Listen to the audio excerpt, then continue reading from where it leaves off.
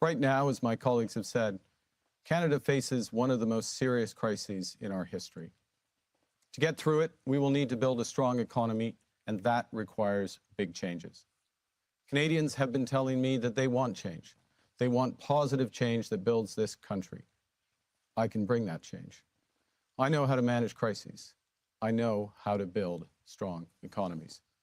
Yes, there are a lot of uncertainties, but during a crisis, it's important to distinguish what you can't control and what we can control.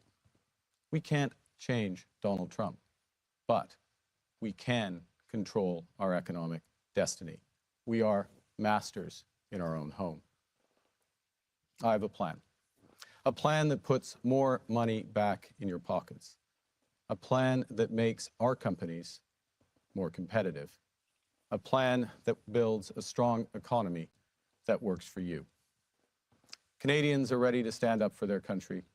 I'm ready to stand with them and bring the right change for Canada. Thank you. Mr. Carney, thank you. Thank you all. And we're going to get right into our first theme of this evening, Canada's place in the world. So for all these one-minute questions, you are all going to get that one-minute chance to answer the same question. And that's where we're starting this evening. And here's a warm-up for you tonight because it comes from Deborah in British Columbia. But I think Deborah really is showing what many Canadians are asking right now. She asks, how will you stand up for Canada against U.S. President Donald Trump? But I would like to add to what she has to say, why are you the best person positioned to do this? And the order was picked ahead of time. And Mr. Baylis, you're first on this. 1 minute on the clock. So I've negotiated hundreds and hundreds of contracts with Americans over my 40-year career. And from time to time, I run into the character of Mr. Trump. So it's not new to me. On this point, I published a letter one day before his inauguration when I said clearly he's not going to put 25% tariffs on everything, but he's going to attack certain industries. The first one I said he's going to attack is steel. It's exactly what he did. I tell you this to tell you that I know how to deal with him. And it's important to understand that Mr. Trump is a bully. And you do not give 1 inch to a bully. In that case, we cannot be learning this on the job. That's where I come in.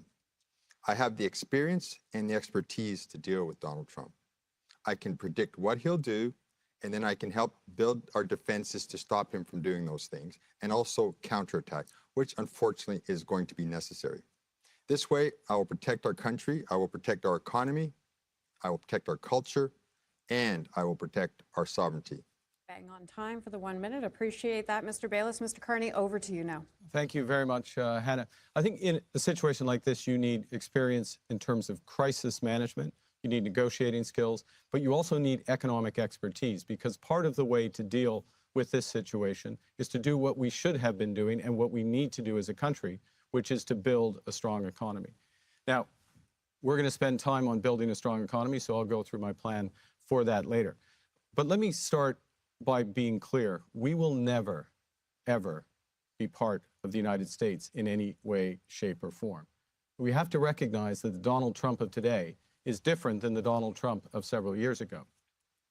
Then his objective was to take more of our market. Now he wants to take our country. Let me finish by pointing out one other thing. Who's the worst person to stand up to Donald Trump? It's Pierre Poilievre. He worships the man. He uses his language. He's not the right person for our country at this crucial time. Again, thank you for sticking to time on that. Ms. Gould, you're up now. Thanks, Hannah, and thanks, Deborah, for the question. Look, men like Donald Trump have always underestimated leaders like me. But they underestimate me, and that's their mistake. And I think as Canadians, we know what that's like. We know how to stand up for who we are and to stand up to bullies. And that's something that I've been doing in the House of Commons for the last decade. I know how to stand up to people like Pierre Poilievre, who, when it comes to Donald Trump, would rather imitate him than stand up for Canada.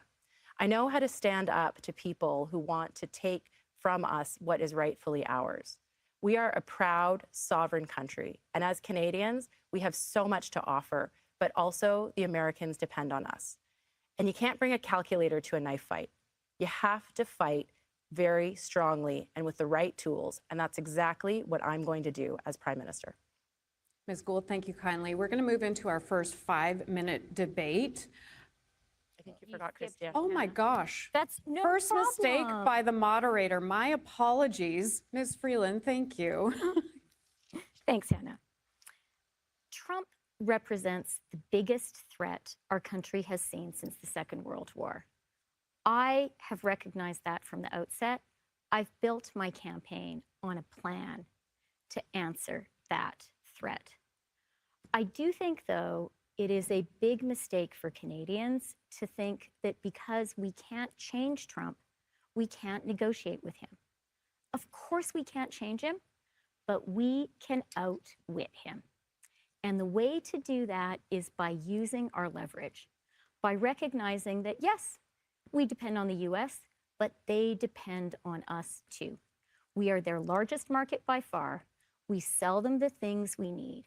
A smart, tough negotiator who stands up to Trump can activate those Americans who need us, get them to lobby him. That's how we get a win-win outcome. That's how Canada wins. And now we will move into that first 5-minute debate. Thank you for pointing that out. This is an open debate. Mr. Baylis, we'll start first with you. Others can join in on this debate, but please try not to talk over each other too much. We will control that. So here's the question. Knowing the why is vital in negotiations, or you're essentially just negotiating against yourself. So why is President Trump doing this to Canada? Well, President Trump needs to show that he has a win on the border. And he's got himself elected by saying he's going to deal with illegal immigration. And right away, he puts out a tweet saying there's a problem with Canada and Mexico. The problem is, for him, there is no problem with Canada. We know it, and the Americans know it. So he's trying to make one so that he can later solve it. Now, I want to point something out. This is not a negotiations. This is a shakedown. We have an agreement. He negotiated the agreement. He signed the agreement. The problem we have is he's not respecting the agreement. So you believe it's the border, is what I feel for you. I'm saying that that's his red herring, that he's trying to say we're a problem with the border that he's going to solve. Ms. Freeland and then Mr. Carney. Trump is starting with us for a very simple reason. If you can show the world that you can beat up on Canada, your best friend, your reliable, trustworthy neighbor, then think about how the rest of the world feels. It is the demonstration effect. It is saying, if I can beat up on those guys, imagine what I can do to you.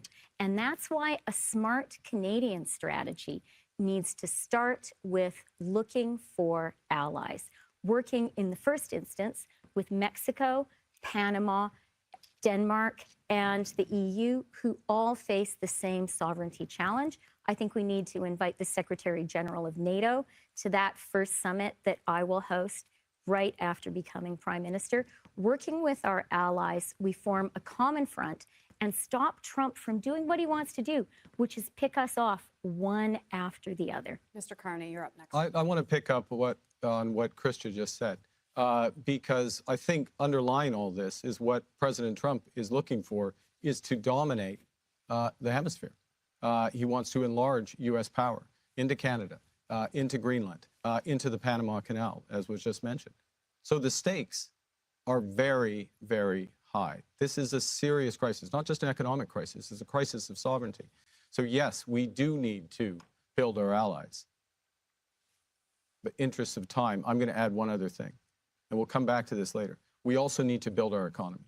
We need to build our economy right here. If we have one Canadian economy instead of 13, that more than outweighs the impact of what he's trying to do to us. So, Ms. Gould? go yeah, ahead. thank you. And where, as I see where my colleagues are going, and I appreciate, I think all of that is probably true, except what did we just see in Ukraine? He did a deal with Putin for critical minerals in Ukraine. Who else has critical minerals? Canada. And so we need to understand what the US is trying to do here, but we also need to make sure that we are standing up for our sovereignty and for our economy.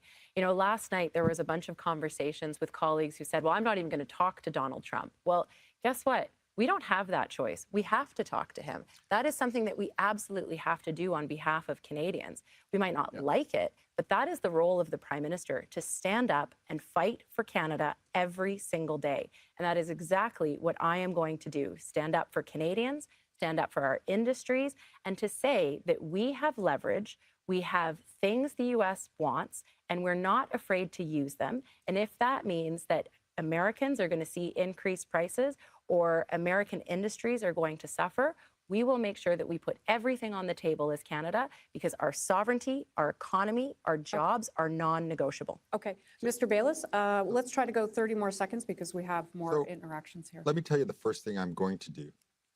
I'm going to go fly down and meet President Sheinbaum of Mexico. This is a very strong, smart lady. And I'm going to make a deal with her and say, look, we need to stand up together to Mr. Trump. He said he's putting 25% tariffs on both of us. He can't do that. It'll destroy his economy. So we need to call his bluff. And then what we need to do is take off the table what was already given for nothing, which is the work that we were going to do on our border for $1.3 billion and the work that she was going to do on her border, and say, you know what? That's off the table now. We're back to square zero. That's how I will deal with President Trump. Okay, Mr. Carney, do you want to jump in, and then Ms. Yeah, Freeland? yes. let me make 2 points. One is you have to be able to do more than one thing at one time as Prime Minister. So that means building the economy. It means negotiating with allies, leveraging our critical minerals, leveraging our clean energy with those allies. That's critically important.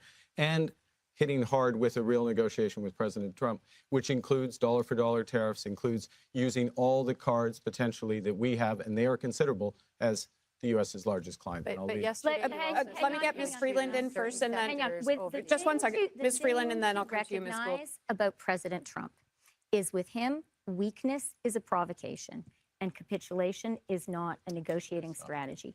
The great thing is right now, Canadians get it. There is this wave of patriotism in Canada, and Canadians are going to stand and fight for Canada. They need a leader who knows how to lead that fight and rally that wave of patriotism. I'm the leader who can do that. Ms. Gould.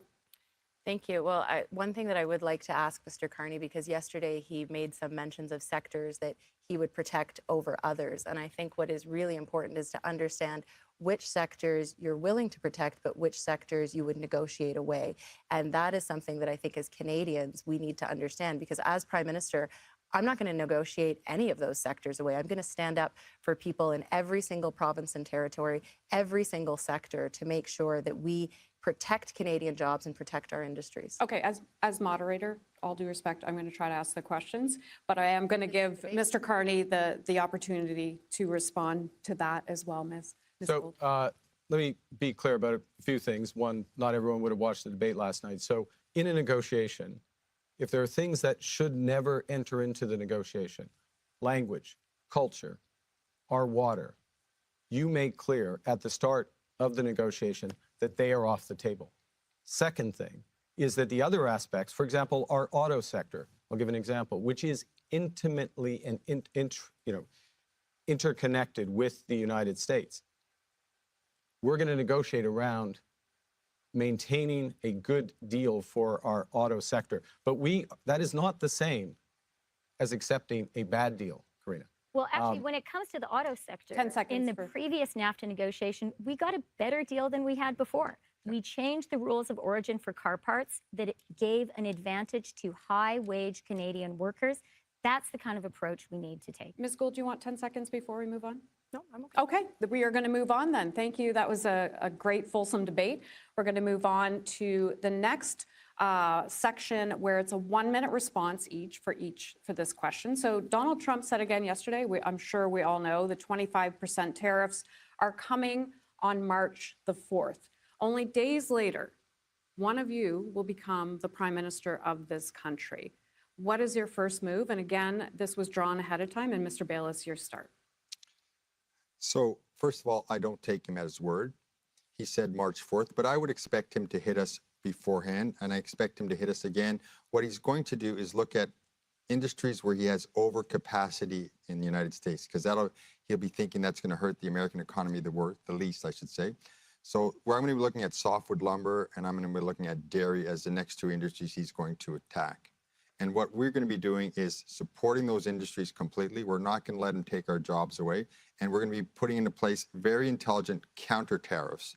And then we're going to be waiting. and we're going to be waiting because he's not going to stop until he gets the lesson that he can't get away with this.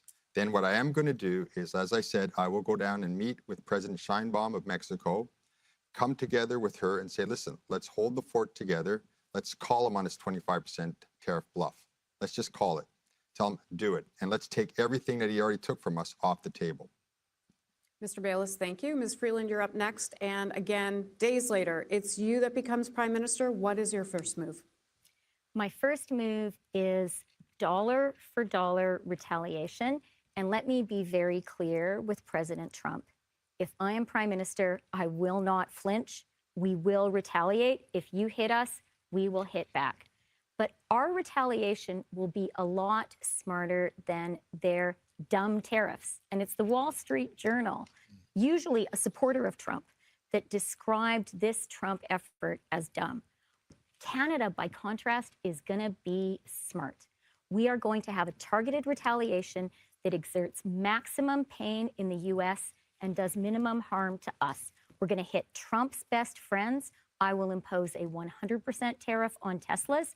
I'm going to hit Wisconsin dairy. I'm going to hit Florida orange juice. And you are going to see a stock market reaction. You're going to see people like the American Farm Bureau complaining about the Canadian potash they need that costs more. And that reaction, that pain, will cause Trump ultimately to back down, just like he did last time. Ms. Gould, you're up next. Only days later, you become Prime Minister. What's your first move? My very first move is to call a meeting with the Council of the Federation and bring the premiers together to make sure that we share our plan for Canada, because this is every single province and territory, every business leader in our country, every union leader, every single Canadian, and then to share the plan with the entire country, because Canadians deserve to know what we are doing. Absolutely, we retaliate against Donald Trump. We do a major Team Canada approach in the United States where we engage with American leaders, but also American citizens, because it is American citizens going to feel the impact of these tariffs. And we need to let them know that this is not Canada's decision. This is the decision of the United States. And I'm going to call on Canadians to stop going to Florida, to stop buying Florida orange juice, because that's a $50 billion economy in that state alone. Canadians matter to the United States. Ms. Gould, thank you kindly. Mr. Carney, days later, you become Prime Minister. What's your first move? Well, I'll pick up on a few things. First, entirely agree with what Karina just said. First item, I would call it a First Ministers meeting as opposed to Council of Federations, but First Ministers meeting, sharing the plan, but also developing our broader response, our broader domestic response, including project. Secondly, entirely agree with Christian. Dollar for dollar tariffs, maximum impact on the United States, minimal impact here in Canada.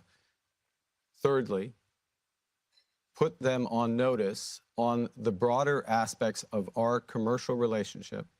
We are their largest supplier of energy. We are their largest supplier of electricity. We are their largest supplier of uranium. I could go on, but I will exhaust all my time. There is the first signs in the United States now of the economic impact of the Trump policies. We will amplify that, and that will begin to create the leverage. And then I will call President Trump. And then you'll call President Trump. Well, it's going to be a long day. Okay, Mr. Carney, thank you. Ms. Gould, this is a 5-minute section, and I'm going to start with you on this. Others can jump in, again, if we can try not to talk over each other. Ms. Gould, what do you think Canada should be doing with our allies? And we did hear some discussion in the opening statements about this, given the shifting geopolitical sands around the globe. Well, look, I mentioned that over the past week, Donald Trump has been negotiating away Ukraine's sovereignty and their territorial integrity. We saw President Trump abandon the free world throughout this process. We absolutely need to shore up our allies with democracies around the world, because our democracy is under threat. We need to protect the values that we care about. What does that look like? It means reaching the 2% NATO target, not because the US asked us to, but because we need to as Canadians. It means making sure that we stand up for our values around the world, that we continue with our important international assistance. We saw Trump take away from USAID. Canada can't fill that void, but we can maintain our commitments. And it means making sure that we live our values on a daily basis on the international scene. The world needs Canada, and Canada will be there for the world. Ms. Freeland? It's a great question, because what is different about this unleashed and empowered President Trump is he is clearly threatening our sovereignty, and we need to respond. For the first time, the US, rather than guaranteeing, for the first time since the Second World War, rather than guaranteeing the rules-based order, the US is turning predator. And so what Canada needs to do is work closely with our democratic allies, our military allies. I've been foreign minister. I know how to do that. That's why I would start with our Nordic partners, specifically Denmark, which is also being threatened, and our European NATO allies. I would be sure that France and Britain were there, who possess nuclear weapons. And I would be working urgently with those partners to build a closer security relationship that guarantees our security in a time when the United States can be a threat. And I would also, crucially, reach out to our Asian democratic partners, Japan, South Korea, Australia. They need to be part of the conversation too. We need to be ready for a world where the US is not the leader of the free world anymore. Canada can be and must be a leader in building this new order. Our allies are looking to us. And if we do this, we'll make ourselves safer as well. Mr. Bayless? Yeah, thank you. So we're in a lucky position in the sense that Donald Trump has targeted many other countries, European Union, we've talked about the other ones as well. So we can use this to our advantage. Now we can say to them, let's get together and target Donald Trump and target some of his industries. I'll give you an example. So Boeing Airlines, they have to sell planes all around the world, and they have competitors that can also compete with them and sell planes we can buy from Embraer, we can buy from Airbus and that. So we should get together with them and say, look, we're going to bankrupt Boeing. The Canadian government should also do this. Under the same guise that he's using to impose these tariffs on us, we should say, you know what? It's an emergency situation, and we've got to relook at our defense spending, where we're buying planes from the United States. We're buying all kinds of defense industry products from the United States. And you know what? We're going to put them on hold for now. And if this continues for a couple more weeks, we're going to cancel them. We start this process, other people follow us, it will hit them exactly where it hurts. Mr. Carney? Well, it's interesting. I was asked a question a few weeks ago. I was in Amherst, Nova Scotia, and I was asked a question by some British journalists about whether the UK and Europe could avoid the impact of President Trump. And I said, good luck with that. Now they're beginning to see the impact. We've seen it through Ukraine and elsewhere. So there is an opportunity, in fact, a necessity, an imperative here for us to work with like-minded countries on the new security architecture. Yes, we have to step up for our contribution. How we protect our Arctic, which is under threat not just now from the Russians and the Chinese, but from potential US incursions. Serious, serious issue. We have to work on our, I'll call it our data architecture, how we're going to handle artificial intelligence. Last point, because a lot of people want to come in. Yep. We need to leverage all of our assets, from critical minerals to clean energy and well beyond, to harden those partnerships in Europe and in Asia with like-minded. Ms. Gould? Thank you, Hannah, and thank you to my colleagues, I think, for some very interesting ideas. Mark, you talked about reaching NATO targets, but of all of us on stage, you plan to reach those not until 2030, but the imperative to do that is now. You talked about the fact that the Arctic is under threat. We don't have time to wait for this. We have to actually make sure that we are investing here in Canada, reaching those targets, because our country, our sovereignty is under threat, and we are in a new world. And so the time to make those investments is now. I do have a question about the targets coming up, so we will get to that. And just finally on this topic, Ms. Freeland? I do believe we need to hit 2% by 2027, and we need to be focused on spending the money here in Canada with Canadian companies. But I want to be sharing a message from all of us directly with President Trump. What you are hearing from the Liberal Party of Canada is our sovereignty is not negotiable. Canada is not for sale. We are going to stand with all Canadians and not become the 51st state. And Pierre Poilievre wants to imitate you, but we are going to defeat him. And together, we're going to fight for Canada. So guess what? That question's coming up right now, Ms. Gould, so we can follow up. Mr. Carney, I'll give you the opportunity because today the British Prime Minister Keir Starmer announced 2.5% of their GDP for defense spending by 2027. Everybody has spoken about boosting our own GDP in different years, so we'll clarify with you. Would you do the same? 2.5% by 2027? Well, look, the first thing, we're starting from a different position than the UK is, but it also goes to the heart of what we're trying to accomplish. I think this goes to a fundamental point about how to manage government. The outcome here is securing Canada to protect Canadians. Now, I was born in the Arctic, born in the Northwest Territories. I know it well. I know the imperative.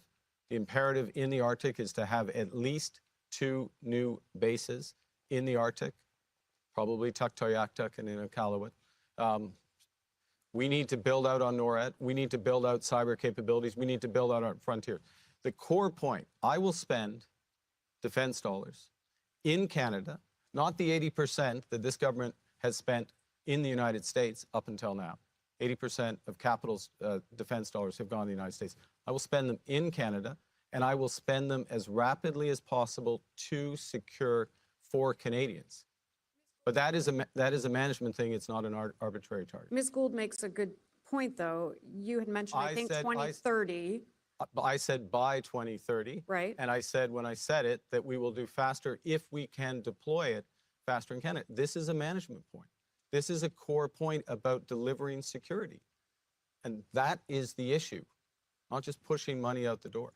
1 minute for you, Ms. Freeland. I think what it is about is will and a plan and commitment to defend our country. So I've put forward a plan to hit 2% by 2027.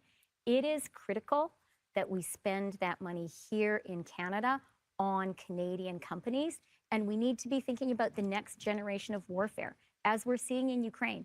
Drones, AI, these are really important. Our 2% should not be about sending checks to the United States. Critically, we need a plan to defend our own borders, very particularly the Arctic, and we need to be working with our Nordic and EU, NATO partners. They have nuclear weapons. We need to say to them, we need a plan to protect and defend our shared Arctic without the US. And Canada will step up because it's our sovereignty that's at stake as well. Mr. Bayless, you have 1 minute now. Yeah, so about a year ago, I published a letter and said that we should meet our 2% GDP in defense spending and that we should do it by 2030. That was a 6-year time frame. And even at 6 years, to do it intelligently, it's actually quite compressed. So anybody can spend money and everybody can waste money. But to do it intelligently and such that it impacts and comes into Canada and we're buying Canadian products, Canadian services and that's not as easy. So I can't say that we would get to 2% in 3 or 4 years. I don't think that's doable in an intelligent way. There are some things we can do, which I did say, which is we should pay our armed forces much better. We're not doing that. We need to raise their pays, raise their benefits. Then I proposed something called CARD, which is the Canadian Agency for Advanced Research in Defense. And this is taking something that the Americans do, and they have their program called DARPA. So I'm copying that program where they invest in research and development in Canadian companies. They develop something, now we see it's working, then we can procure it. So I want to make the spending, but it won't happen that fast. Okay, Ms. Gould, now over to you. Thank you, Hannah. So, I mean, I think you hear from all of us that we want to increase our defense spending. It's just a matter of who's going to do it in the timely way that we need to do it. And I'm committed to doing it by 2027. And there are 2 ways that we can do this. First, by increasing the salaries of our Canadian armed forces. We do not pay our military personnel a sufficient wage in this country, and they are there for us when we need them most. And so we need to pay them more. That's something that I would do immediately as Prime Minister. Second, what can we do? You know, Mr. Carney talked about military procurement, but our military procurement isn't working. We have a lot of orders on the docket. We need a procurement czar to get those orders moving. And while I entirely agree with a Made in Canada solution, we need to ensure that our troops have the equipment, the tools, and the resources that they need to fight and protect us here at home and around the world. Okay, this isn't a debate period, but I do see everybody wants to jump in. Ms. Freeland and then Mr. Carney. I just want to push back against the idea that managerial or technocratic obstacles should get in the way of defending Canada. We really need to act with the fierce urgency of now. We need to recognize President Trump has said dozens of times he wants us to be the 51st state. I don't think any of us wants to be the leader who was asleep at the wheel and didn't get Canada defended, did not work with our democratic allies to protect our borders. They want to work with us. It's time for us to step up at home, to urgently reach out to them and build a new world order where democracy and Canadian sovereignty is protected. Mr. Carney, you're up next. I'm going to associate myself, I'm going to agree with that. The only amendment I'm going to make is, unfortunately, it won't be a world order. It will be a subset of the world order because the number of like-minded countries is much smaller with the U.S. exiting. But I want to make an important point because a huge element of securing Canada is going to be related to information warfare. It's going to be related to cyber. It's going to be related to artificial intelligence. And it's crucial that we're in Montreal. We're in one of the centers of artificial intelligence excellence. There are others in this country. It's crucial that we're building those capabilities on Canadian technologies, to Canadian values, to protect Canadians, because we can't rely on foreign suppliers for them. That is one of the new realities that are there. So the natural approach here is gone. And that's one of the main priorities I would have in terms of securing Canada. Mr. Bayless, jump in there. Yeah, so I would like to give you an example of how we can do this intelligently and how we can do it the wrong way. If we try and push tens and tens of billions of dollars out the door within 3 years for government procurement of defense, it's going to be wasted. It's going to be splashed all over the place, and we're not going to get what we need. The program that I'm calling for, CARD, Canadian Agency for Advanced Research and Defense, what we would do, I'll give you an example with respect to drones. Right here in Quebec, we have a very strong aerospace industry. So we would give out 5 or 6 research contracts, and none of this, by the way, is subject to our trade agreements, and see who comes up with the best drone. And once we have that, then we can go and say, we're going to buy that from you. But to develop it and get it done like that, that's not going to happen. So if we try to do this too quickly, we're going to be wasting money, and we're going to be wasting an excellent opportunity to build Canadian industry. Ms. Gould.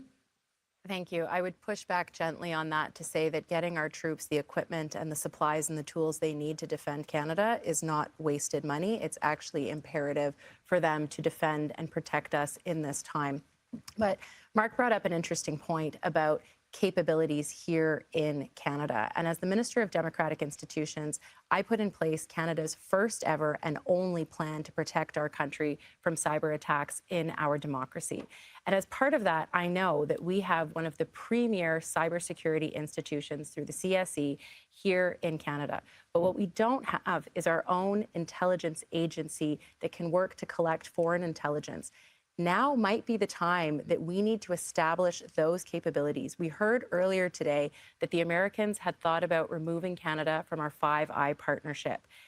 We rely too much on the Americans for intelligence internationally, and we need to ensure that Canada has the capacity and the capability to protect ourselves, to work with democratic partners, and to ensure more than anything, we are protecting Canadians, Canadian industry, and our economy at a time of intense cyber espionage. And this is something that is an important policy for today in 2025. Ms. Freeland, jump in there.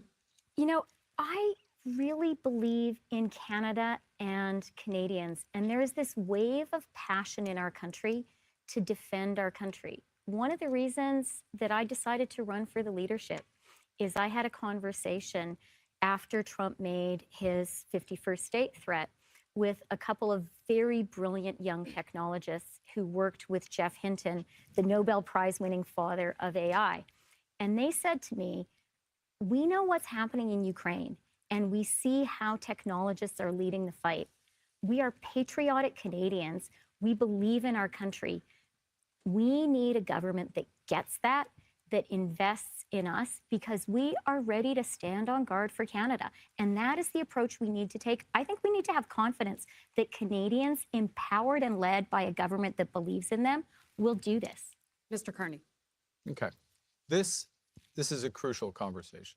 And I'm really heartened by both the seriousness, the range of ideas, but I'm going to bring up one related aspect, which Karina just touched on, which is about foreign interference in our democratic institutions.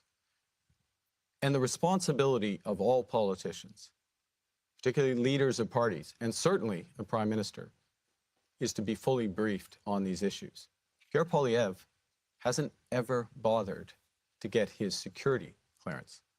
I've already, during this leadership campaign, filled out my forms. It wasn't that hard to do, I have to say, and put them in, and I fully expect to get it in the near future. This is the kind of irresponsibility at a time when our country is under threat that we cannot afford. We cannot afford a leader like Pierre Poilievre.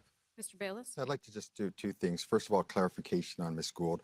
I put out my defense plan before yours, and in it, I made it very clear that I was going to raise salaries, but that's not going to spend tens of billions of dollars. Having said that, what we do need to do is increase enrollment, and that will come by getting better salaries and benefits. And also, there's another area where I'd like to see a step up, where we've really fallen far behind. We're down to 33 UN peacekeepers in the world. This is not acceptable for Canada, the country that brought peacekeeping to the world. So I'd like to really invest in recruiting, strengthening the number of people in our armed forces, and putting some out in peacekeeping roles. I want to thank you all. That was a great first theme. We are going to move on now to the second theme of this evening. And this is going to be a question for all of you. It's a 1-minute question. And I'm going to start with Mr. Carney this time. So Canadians are living in tough economic times. As Prime Minister, what would your priority be to strengthen our economy? Well, I think I'll start my answer by saying this will be one of my top priorities, jointly with these issues that we just touched on, largely with the U.S. and the threats to our security. A focus on building our economy on several layers. First and foremost, this is a time to build. We have an enormous opportunity to build our economy. That means building millions of homes. We're millions of homes short in this country. Everyone who's trying to buy a home is aware of that, particularly the young. It's building infrastructure, both conventional energy infrastructure and clean energy infrastructure. It's building up on the conversation we just had, on intelligence infrastructure. It is diversifying our trade partners with new trading routes, and it's creating one Canadian economy instead of 13. That's what's necessary to move this country forward from where we are today, which has become quite a weak position economically. We will dig into some of those topics a bit more. Ms. Gould, you're up next. Thanks. Thanks, Hannah. I think your question was actually about the cost of living for Canadians. It wasn't about, the macroeconomic picture, which we know is doing okay for Canada. But when Canadians, people, don't feel like that, it's not working for them. I'm glad to hear, my colleague talk about housing. It's one of the first times I've heard him talk about it during this campaign. I put out a very bold, ambitious plan on housing that would eliminate homelessness, that would build millions of homes, and that would help first-time homebuyers get into the market. I've proposed a 1% GST tax cut from 5 to 4% to help Canadians with the immediate cost of everything. And I've put forward a plan to modernize our social safety net and put us on a path towards a basic income. Canadians are struggling.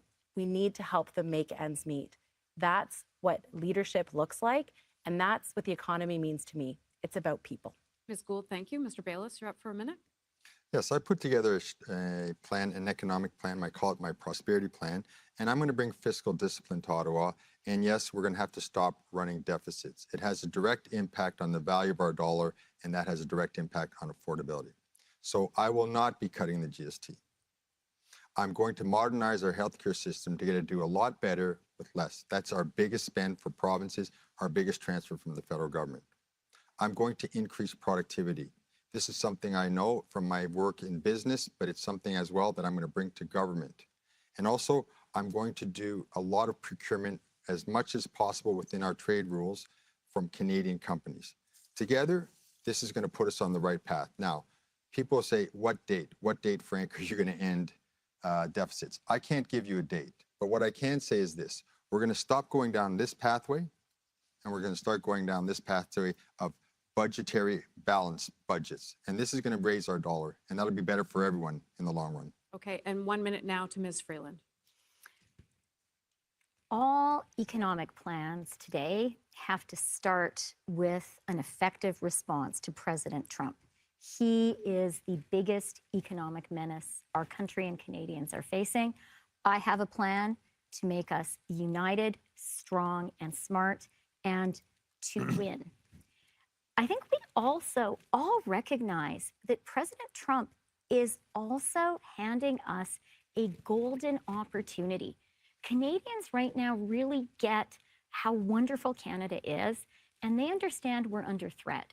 And so today we have a chance, a once-in-a-generation chance, to make Canada stronger, richer, more prosperous, more resilient.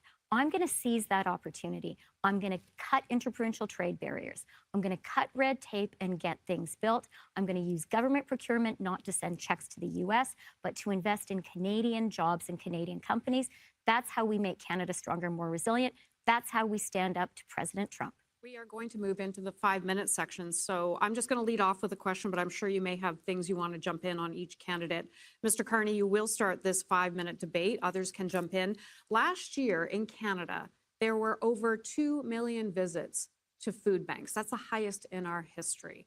For people who are at home, how would you make it more affordable for them? Okay. I would like to come back to some of the points raised, but this is such an important issue. I'll go straight to affordability. You know, what's happened in this economy over the last 5 years is that people's wages have not kept up with the rise in prices. So we've had the average family of 4, their food basket has gone up by more than 25%. Their wages haven't kept pace with that. So, and we see the growth in food banks, but we see every day middle-class families struggling as a consequence of it.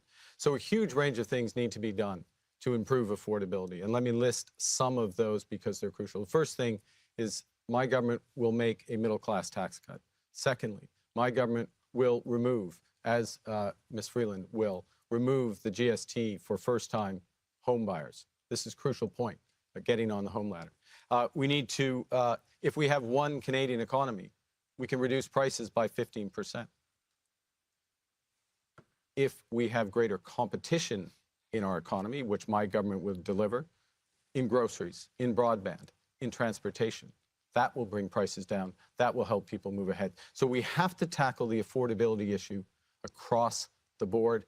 Last point, absolutely have to keep in place the progress that the government has made on crucial things such as childcare, on dental care, and farmer care, because that helps those who are most vulnerable. We'll talk a little bit about healthcare soon too. Ms. Gould, you're up next.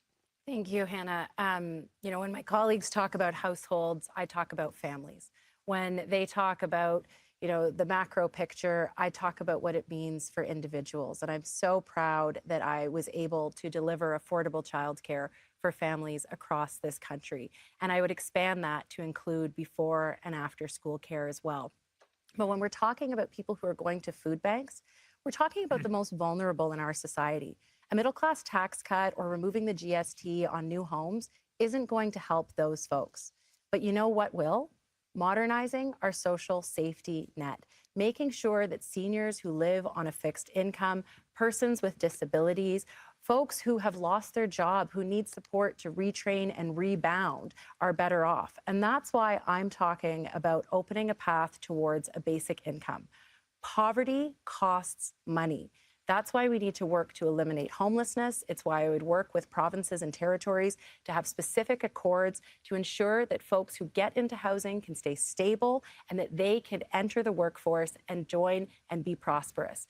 We need to tackle poverty in this country. It is urgent for us to do, and it is something that I am promising that I will work on with Canadians to ensure that every person in this country has a real, viable opportunity for success. Ms. Freeland, you're up next. I am so glad to have childcare mentioned.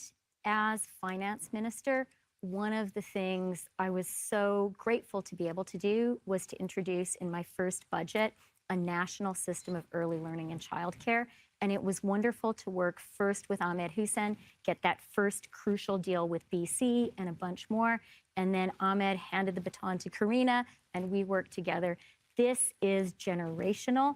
It's transformational for Canada. My affordability plan includes 100,000 more childcare places.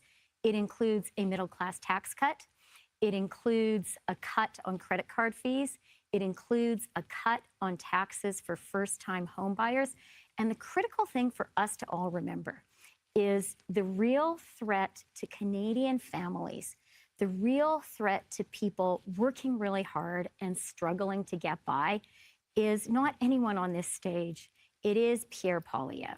He will cut, cut, cut. He will bring in a cruel austerity that will hurt all the people in Canada who need the help the most. And that's why I'm proud to be a Liberal, and that's why I'm running to be the next leader of our party. Mr. Bayless, I'm trying to pick up some time here. 30 seconds to you, and then I'm going to come over to you, Mr. So you mentioned food banks. I've actually been on the board of directors of a food bank for 11 years.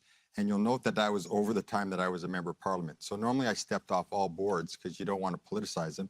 But the food bank said, Frank, we don't care. We need your help. Please stay on the board. So I understand this intimately. Now, what tends to happen with politicians, they did it this time. They brought the grocery store owners in and they yelled at them and screamed at them. But the reality is this. If you want to buy an orange, that grocery store has to go buy it in the United States in US dollars, bring it to Canada, convert it to Canadian dollars. Every time our dollar goes down, that price of that orange goes up. Now, if we want to get that working, we need to bring our dollar up and bring oranges, bananas, everything else down. That's the solution. Mr. Carney? I want to be clear, and Canadians feel this. I want to be clear about the, quote, strength of our economy. Our economy over the last 5 years has been driven by a big increase in the labor force, which was largely because of a surge in immigration that is now trying to be controlled, and by government spending that grew over 9% year after year after year, twice the rate of growth of our economy. Okay, so our economy was weak before we got to the point of these threats from Trump. That's why we need big changes. That's the reason I'm here. That's why we need big changes to how we're managing this economy. I want to make one last point, which goes to workers. My plan, it's a time to build across this economy. We can go into more detail. It is going to be a great time going forward to be a worker in Canada. It is going to be a great time to be in the trades in Canada because we are going to build this country across this country for Canadians and with Canadians. Ms. Gould, I'm going to give you 30 seconds. We are out of time, but I Thank want you. to. Look, I'm not going to talk down Canada. I am only ever going to be a champion for this country. And when it comes to the question that was asked about poverty, we actually have to talk about people in poverty and what their lived experience is. When I was the Minister of Families, I worked on a national school food program that is now going to be supporting thousands of kids across this country and delivered childcare. But let's be clear, poverty costs us money, and investing to tackle and end poverty, like things like the Canada Child Benefit or increasing senior supports, is going to benefit all of us. Okay, and 30 seconds to you, Ms. Freeland, and then we'll move on. I just want to say really quickly that we need to be really careful not to repeat conservative talking points. Canada most definitely is not broken. We are a strong, resilient country. Canadians live 4 years longer than Americans, and median wealth in Canada is higher than in the US. Trump is giving us an opportunity to make a strong economy even stronger and more resilient. And I think as Liberals, we have to remember the great legacy of Jean Chrétien and Paul Martin. We are the party that believes in social policy and economic policy. We know how to deliver jobs and growth, and we know how to support people. We believe in both, and that is the kind of party and that is the kind of government I will lead as Prime Minister. We're going to have one more 1-minute issue, and we can talk about all of the other stuff in that as well. So I'm going to start, this is supposed to be with Ms. Freeland as well on this one because it was previously drawn. As Prime Minister, and we're coming back to what we were talking about when it comes to managing the nation's books, how would you manage the nation's books at this critical time? And of course, you were the former finance minister. Yeah, well, I would start by pushing back very forcefully against Conservatives who talk Canada down. The reality is Canada has a strong fiscal position. We have a AAA credit rating, and we have the lowest debt and the lowest deficit in the G7. That was important for me to maintain a fiscally responsible position because I know that we have needed to keep our fiscal firepower dry because I saw that Trump was coming. Today, we need to seize the opportunity that Trump presents us to harness this wave of Canadian patriotism and to build a Canadian economy which is even stronger with more jobs, more investment, more prosperity. And critically, we need to remember that standing up to Trump is the foundation of all economic policies, and there could be some pain involved. The government has to be there to support workers, to support businesses. As Prime Minister, you have my commitment that I'll do that. Mr. Baylis, your 1 minute starts now. So as I mentioned, I'm going to bring fiscal discipline to Ottawa. Now, when I say that, a lot of people think, okay, is he going to cut services or is he going to raise taxes? It's neither. There's a third option, which is to increase productivity. So if we increase productivity, we increase richness, we increase our tax base and everything. Now, as a business owner, I've done that. When I brought a company from 2 people to 1,000, I know how to invest intelligently to increase productivity. Added to that, as I mentioned, I've also been elected. So I'm the one person here that understands both sides of the coin. And I'm going to use that skill set to then say, okay, how do we put in place government programs that are going to help the economy work, government programs that are going to be à la bénéfice, to the benefit of businesses, and take away ones that are hurting, such as, for example, I wrote well over a year ago that the increase in capital gains was a very bad idea because it goes against what we want. It discourages investments when we want to encourage them. And Ms. Gould, you're up next. Thank you, Hannah. Look, I'm all for increasing productivity. And in fact, last week, I announced a plan to create 1 million new entrepreneurs in this country. I'm the daughter of a small business owner. I grew up working in the family business, and I think we need to unleash that economic potential. But if someone tells you that they're going to balance the books in a very short period of time, increasing our productivity in that period of time is not going to be sufficient. And at a time when we are facing potentially one of the greatest economic shocks our country has experienced, we need to ensure that the government can be there for Canadians, like the federal government was during the pandemic with the Canada Emergency Response Benefit, the business loan, as well as the wage subsidy, because we will win against Donald Trump. But we need to ensure that Canadians have the income support they need and the jobs to get to when we eventually win. Thank you. Mr. Carney, the last in the 1 minute. Okay. Well, it was my privilege to work with Paul Martin when he balanced the books and kept the books balanced. And one of the lessons of that is the need for government to continue to focus on how effective it is spending precious taxpayers' dollars. In other words, a focus on the outcomes of programs as opposed to the dollars going in. And one thing you can see is that the scale of increase in spending and the scale of increase in the public service hasn't been matched by greater productivity in certain areas. So the focus does have to go to that in order to create the room and maintain the room for those social programs, because that is what the Liberal Party is about. One of the core things, which is to manage responsibly our fiscal position so that we can support the vulnerable in society, so we can move forward as a society. So we need to spend less and invest more as a country. We're going to move into a 6-minute debate on this. Yes, because this is something we want to continue to discuss. Ms. Freeland, I'll go to you first on this one. Productivity seems to be sort of a sleeper issue. When you mention it to Canadians, they go, How will you fix productivity in this country? Well, I think that President Trump is giving us this golden opportunity to fix some of the long-standing, well-known obstacles to Canada being more productive. Interprovincial trade is the standout example, and we now have the will to do it. Recognizing foreign credentials of people who are already here, you know, that famous person we all know who is driving a taxi but is a nurse or a doctor, that's another example. Another one is just cutting red tape to get big projects built. But we're coming to the end of the economic section, and I do want to talk about a part of the economy where there have been huge leaps in productivity, which is central to Canada's resilience and economic strength, particularly as we face up to Donald Trump, and that is rural Canada and our farmers. I am the daughter of a farmer. I grew up on a farm. There are no people in Canada or the world who work harder than farmers. And I do think it's really important for us to have government policies that support our farmers. They give us food security. They are an important source of strength when it comes to this standoff with the US.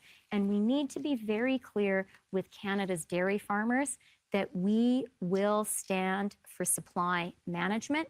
I mean, isn't it a good thing that we produce our own milk, our own eggs, our own butter, our own cheese, that we're not dependent on US factory farms for that? So we need to remember and stand with our farmers. Ms. Gould, you're next, please. Thank you, Hannah. Look, Christia, I'm really glad you mentioned the rural economy and agriculture. One of the first things I would do as Prime Minister in my speech from the throne is to ensure that we protect supply management. It was a piece of legislation that unfortunately died when we prorogued Parliament, but I think it is imperative that we protect our supply managed sectors. But I think one of the frustrations that rural Canada has had with us as a government is that we haven't spoken enough about sectors in rural Canada, whether that is mining, whether that is energy, whether that is agriculture, whether that is forestry. And for us, we have to really ensure that when we talk about productivity, we're not just talking about new sectors, we're talking about existing sectors. And this is where AI can be used as a tool to enhance productivity in those sectors. And that's something that I'm really excited about. But one thing that I do want to mention, and Mark, I'm glad you talked about Paul Martin, because I know you were a really excellent Deputy Minister of Finance who did really good work, is that we also need to remember that the economy is about people. It's not just numbers or points on a graph. It's about how do we make the economy work for people. And Hannah, your question about productivity, what does that mean to the average Canadian when they're saying, I can't afford my groceries and I'm having a hard time paying my rent? We need to talk about the things that matter to Canadians, not because we're talking as politicians, but because we're talking as people who understand and experience what they're going through. Okay. And that's something that I bring to the table. Okay, I'm going to have to stick to time on this topic. Mr. Bayliss, you wanted to jump in on that, and then Mr. Carney after that. So when we talk about productivity, one of the first places I'm going to look at is the federal government itself. That's when I talked about modernizing the federal government, one of my 3 priorities. I'll give you an example here. Revenue Canada is the biggest pain point for both individuals and businesses in trying to pay their taxes. This is ridiculous. This is such a waste of time, and that wasted time directly impacts their productivity. So I'm going to fix Revenue Canada. I'm going to get it working the way it should work, because the people that are calling and trying to work with Revenue Canada are good people. They're trying to pay their taxes. Other things I'm going to do, I'm going to build 2 pipelines, 2 gas pipelines to get our great Alberta natural gas to the East Coast and the West Coast. That's going to have a huge impact on our economy. It's going to diversify us away from reliance just on the Americans. And yes, it's going to have a very positive impact on the world's environmental situation, because it'll allow our Asian and our European allies to come off of coal and oil and start using a much cleaner fuel, liquid natural gas from Alberta. Mark Carney. Okay. One of the reasons why families have a hard time to afford their groceries is because we haven't had productivity. That's the issue. It's that their wages aren't keeping pace with prices. That's because they're not being given the right tools to work with. We're not working as smart as we should. So that's the challenge that we're talking about. And that's the result. And that's the connection. As Prime Minister, you need to make the connection between policies that make that difference that go to families. So both are connected. A couple quick points. Number one Canadian economy will drive huge productivity. Secondly, productivity in government, as Frank just says, I won't go on about it, but it's absolutely essential. We have not had the productivity we need in government. Thirdly, the two big drivers of productivity going forward will be the energy transition and AI. Okay, I'm going to give you each 15 seconds. Ms. Freeland, with you first. Making Canada more productive, which just really means making us all more prosperous, means we have to invest in infrastructure. Yeah. We have to invest in physical infrastructure. That's why I'm so supportive of high-speed rail. We also have to invest in social infrastructure. That is infrastructure too. And early learning and childcare is such a great example because this is a policy which makes life more affordable for families. It makes kids smarter because it's so high quality, and it adds to the labor force without requiring any new homes. So physical infrastructure, social infrastructure, and we have the national will to really do this because we know we need to be more resilient because we're at this critical moment for our country, facing the need to stand up to Trump and defend our sovereignty and our economy. That was not 15 seconds, but we'll try again. Karina Gould, 15 seconds for you, and then I am going to give Mr. Bayless 15 as well. The job of Prime Minister is to connect with Canadians, and it's to ensure that you are placing the priorities of Canadians at the center of everything that you do. That's why tackling things like homelessness and housing affordability actually make people's lives more affordable. That's the job of being a politician. It's putting the human face on policy. Mr. Bayless, 15 seconds. So with respect to productivity, I'm one of those people that says, what's best practices? Now, one of the leaders in productivity in the world is Ireland, and they have a very clear axiom of belief. Capital gains should be lower because it encourages investments. Whether you're on the right or the left of the spectrum, they all know that. They keep their capital gains tax very low, and that encourages the investments that they need for productivity. Literally 5 seconds, Mr. Carney. It's time to build. We should support builders, and those are people who take risk for our country. Okay, we are going to move on to our third theme this evening. I want to thank you for that last one. It was a really good debate. And we're going to start with you, Ms. Gould, on this one.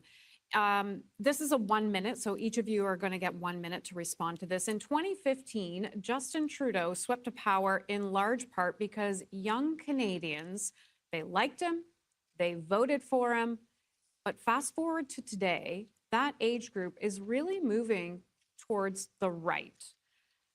What will you do as Prime Minister to win back the support of that age group? Thanks, Hannah. Well, maybe the debate so far is indicative of why young people are not supporting the Liberals right now, because we're not talking about the issues that matter to them. We talked a little bit about housing, but that's one of the biggest challenges that young people are facing right now. My plan to really supercharge our housing investments, but also to ensure that young people can actually enter the housing market will make a difference in that regard. We're not talking about the cost of living, on how challenging it is to be a young person these days, and the dream of owning a home or having that prosperity that's just not there. And if I can be honest, one of the things that we did was we lost trust of younger people because we weren't focused on the issues that mattered to them. And so my pledge as Prime Minister is to ensure that I am building a future for you as young people and for future generations. Thank you, Ms. Gould. Frank Bayless, you're up next. So for young people, there's a few things that are critically important. First of all, let's talk about education. We've done something very silly. By the way, my 1 minute is not on. Should it be on? I'll keep track. Okay, sorry about that. So, That was very honest. yeah. There we okay, go. There we go. And you'll get those extra seconds. No problem. So what I was going to say is that, first of all, I want to see real investments in our universities. We've been squeezing our universities, and quite frankly, that's the dumbest thing we should be doing because that's the foundation of an advanced economy. So I want young people to know that I will be completely supporting your education. Second thing is, they are the ones that are going to find it hardest to buy a home. So we need to help them buy a home. And there's two things we can do. Well, there's many things, but two things that I'm proposing is to increase the amount for the first home savings account. It hasn't kept up with inflation in that. So we need to increase the amount of money that people can put aside so they can buy a home. And the second thing we need to do is really keep the investments going, which have been lacking for so long, in social housing. The government's got out of social housing, and there's a knock-on effect that affects everybody when that happens. So we need to get back into social housing. We need to help young people buy their homes. And what we need to do, when I get the government in order, what will happen is you'll have more money in your pocket. It'll take a little bit of time, but you will be able to buy a home. Ms. Freeland, your 1 minute is now. Well, I was there in 2015. I had been a backbench MP for 2 years, and I remember how electric that campaign was. And the reason we won at the heart of it was we recognized the pain that middle-class Canadians, including young Canadians, were feeling. And we recognized and identified that Stephen Harper led a lackluster recovery from the 2008 financial crisis. We pointed that out and we said we are going to invest for jobs and growth. Today, we need to do the same thing, and we need to focus on affordability for young people. I have a plan to do that. Cut taxes for first-time homebuyers, cut taxes for the middle class, 100,000 new childcare places, cap credit card fees. We need to be there for young Canadians so that they can know if they work hard, study hard in the free trade schools I will offer them, they can have a great Canadian middle-class life. Mr. Carney, you're next. Okay. Are we going to talk about housing? We're getting there. Okay, good. Because housing is central to this, but I want to add to the opportunity set for younger Canadians, which has shrunk in recent years. Let's expand it. Let's expand it in all aspects of what we're doing.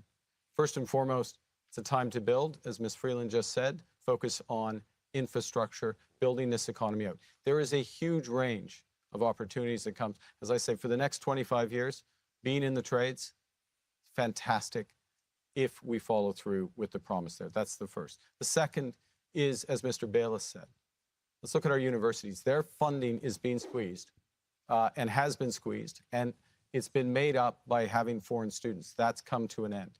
We need to be there for our universities, or we're going to miss the opportunity. Thirdly, we need broad-based skills training. The federal government has a role there. We need to leverage AI and others to deliver it. Okay, we are going into a 5-minute debate now. And Ms. Gould, I'm going to start with you again on this one. This is from a Liberal in Ontario, Carissa. She's asked the question in this survey, how do you plan to make owning a home, and there comes the question about home ownership, feel like a possibility to those stuck in renter's land? Thank you, Carissa, for that question. So there are two parts of my comprehensive plan on housing. One, create an industrial housing strategy so that we can build millions of new homes. You can use modular homes. We can invest in co-op housing, but also to increase the first-time home buyers incentive. Right now, it's about 5 to 10%. I want to increase that to 50% so that first-time home buyers can actually get into the into the market, build equity, and buy back that equity over time. But I want to pick up quickly on the last question because I was actually a young person in 2015, and I was excited about what the Liberal Party of Canada was offering, and I was excited about Justin Trudeau's leadership. And you know why? Because it was a bold, ambitious plan for our country. It was progressive. We were going to fight. We fought climate change. We talked about new ideas to move this country forward. And the way that we're going to bring young people back to the party is not by being conservative light and not by being unambitious for Canada. It's going to be by having bold ideas for this country where Canadians feel inspired and hopeful about the future that we're going to have. That's what young people are looking for. They're looking for a hopeful future where those opportunities exist. And I'm not quite still a young person, although I'm younger. It's that energy, that drive, that optimism for the future that is going to build the best country in the world. Ms. Freeland, you're up next, please. So first of all, I want to say, Carissa, thank you very much for being involved and for asking that question. I hear that question from so many younger people who are just frustrated that they're worried that they've lost out on getting into the housing market, and maybe the kind of life that their parents had is not going to be available to them. It is absolutely essential for us as a country that we say, we're not going to let that happen. And if young Canadians work hard, have a good job, studied hard, and they want to own a home, we have to make that dream of home ownership achievable. I have a plan to do it. It starts with cutting taxes for first-time home buyers to give them a leg up in the housing market. I'm so glad to hear so many people mentioning the First Home Savings Account. I introduced that as finance minister. I think it is a great way for young people to save for that first home, and I would increase the amount of money that people can put in that First Home Savings Account. Free trade school is going to help people get that first home too, because it will mean there are more skilled tradespeople to build those first homes people need. And then finally, I just want to say, some people are going to want to buy their own home. Some people want to live in affordable housing or maybe a co-op. I lived in a co-op. One of my aunts still lives in the co-op she and my mom helped build. There is, though, someone in Canada who does not believe in affordable housing, who does not believe in co-ops. Pierre Poilievre has actually called them Soviet-style housing. And so we all need to be very, very clear. We must defeat him because some Canadians need affordable housing too. Mr. Bayless, you're up next. So I feel for these young people. When I look at the house prices, I shake my head and think, my gosh, when I was buying a house, I thought it was hard. And my first home was $195,000. It's almost shameful to say that now. But back then, buying a home was about 4 times your salary, your annual salary. It's gone up to now 10 times your salary. So what are we going to do about that? Well, we're not going to bring house prices down again. So we need to get your salaries up, and we need to get more money in your pocket, and we need to bring the cost of living back in line. So what I'm proposing to do is there's a number of technical issues, which I've listed on my website, but in a general sense, I would say to young people, start saving. If I become prime minister, I'll get to work on the economy. I'll create the good jobs that you need, just like I've done in my own businesses. You'll have more money in your pockets, and we'll get the cost of living under control. And in a few years, with the home saving plans and that, you will be able to buy a house. So please do not lose hope on that. Okay, Mr. Carney, I'm going to end this segment on you, please. Okay, so we need to double the rate of home building in this country. That 10 times salary point, we need to double the rate in order to even have the places for those people. We obviously need to get those incomes up at the same time. So there's 2 questions here. How do we get the rate of home building going from $250,000 a year to $500,000? We're going to need changes to how we build homes, much more technology, much more modular homes. We're going to need a big surge, as was just mentioned, in tradespeople who can build those homes. We're going to need to cut the fees in municipalities for developers. The federal government has a role to play there. We have a housing accelerator fund that's working. I would supercharge that as part of this. And then on the other side of the equation, we need to make it more affordable, particularly for young people, to buy those homes. Now, removing GST on first-time home purchases, that's 5% off the home, which is a substantial proportion of the down payment.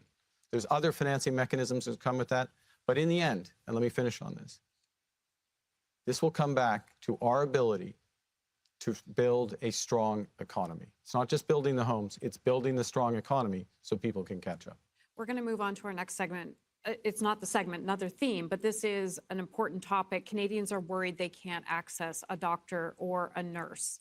What would you do as Prime Minister, working with the provinces, of course, because it is provincial jurisdiction, and territories to help solve this issue? And Mr. Carney, you are up first on this one. Well, this is a crucial issue.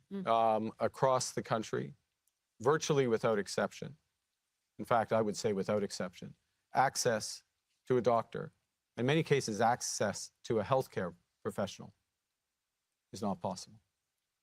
Healthcare is a right in Canada. We are not living up to our commitments. And this is not as simple as saying, I'm not saying you implied this, that it's a provincial jurisdiction. So first and foremost, we have to meet our responsibilities as the federal government in terms of the healthcare transfers, but we have to do a lot more. We have to make sure, and we should be part of this, that healthcare professionals can move across this country as readily. So a nurse in Quebec can go to Alberta, can go to Northwest Territories and practice immediately. We have to make it easier for foreign health professionals to work more rapidly. We have to increase productivity in the health sector. Mr. Bayliss has ideas on that, including on portable data, portable health records, which are crucial, but a broader use of AI, and us, last point, us as the federal government, accelerating those changes to deliver what Canadians deserve as Canadians, and we're nowhere close yet. Ms. Gould, you have 1 minute on the clock now. Thank you. My goodness. I mean, this is something that every Canadian has experienced. Yeah. The anxiety of not being able to have a family doctor, or worried, and what we're seeing across the country is emergency rooms that are closed or that are understaffed, and hallway medicine. This is absolutely a provincial jurisdiction, but the federal government has an important role to play in two regards. When it comes to health transfers, we need greater accountability from provinces, not to the federal government, but to their own citizens on the outcomes and the outcomes that they expect to deliver for their citizens. And then when the federal government can do is convene provinces and territories and colleges to ensure that our healthcare workers can travel across the country, but we also expeditiously can recognize foreign trained doctors and healthcare professionals so that every Canadian has access to a family doctor and the medical specialist that they need when they need it. Mr. Bayliss, your 1 minute is on the clock. So I've spent 40 years of my career in the healthcare industry, and I can give you examples where I've walked through emergency rooms, down the hallways, and I've seen people in gurneys up and down there, and it's broken my heart. So I'm absolutely committed to fixing the healthcare system. What we need is a change in paradigm. Our system was designed in the 1960s when the population generally was younger, and it was designed for acute care. Now we have a chronic care problem. So we need to redesign our system to treat chronic care. Presently, there's only 2 doorways into the system. If you're lucky, you have a family doctor, and if you're not, what do they tell you to do? Go to the emergency room.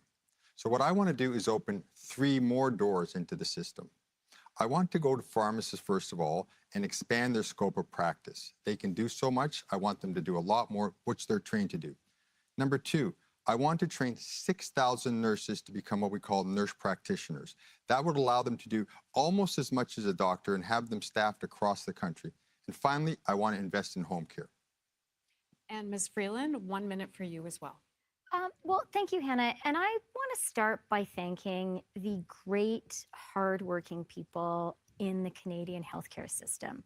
A few days ago, I spoke to a nurse practitioner. Her name was Kathy in Riding Mountain. Hi, Kathy. I hope you're listening. She's a Liberal.